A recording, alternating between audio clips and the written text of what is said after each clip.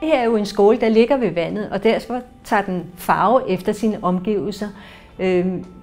Det har været vigtigt for os at få den autenticitet ind i byggeriet, at det er en skole, som har den særlige grundvilkår, at den ligger ved vand, og det må man forholde sig til. Og det kan man jo så gøre på den måde, at man kan trække vandet ind i undervisningen og i de aktiviteter, der skal foregå der, også i fritiden. Vi opfandt meget tidligt det her motto med byen ind i skolen og skolen ud i byen. Forstået på den måde, at når vi siger byen ind i skolen, så var det var et ønske for os at ligesom lave et volumen eller en skole, hvor man naturligt kunne aflæse, at den skulle ligge lige på det her sted.